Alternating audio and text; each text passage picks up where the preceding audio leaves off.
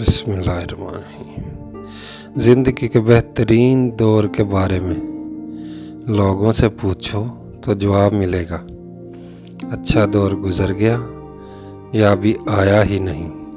हालांकि अच्छा दौर वही है जो गुज़र रहा है।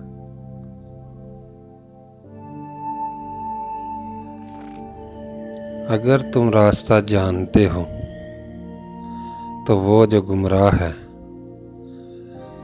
वो तुम्हारी जिम्मेदारी बन चुका है। इंसान माल जमा करता रहता है, उसके बैंक भरे रहते हैं, मगर उसका दिल खाली रहता है। हमें हर किस्म के हालात से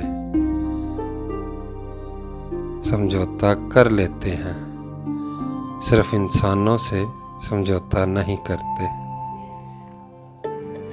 ईंट का ईंट से रब्त ख़त्म हो जाए तो दीवारें अपने ही बोझ से गिरना शुरू हो जाती हैं।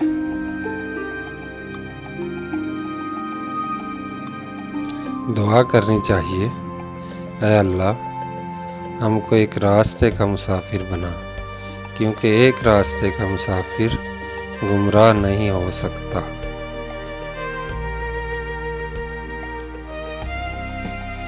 कश्ती हिचकोले खा रही हो तो अल्लाह की रहमत को पुकारा जाता है।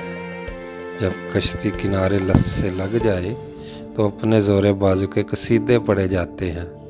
बहुत कम लोग हैं जो अपने हासिल को परवरदिगार की अता समझते हैं।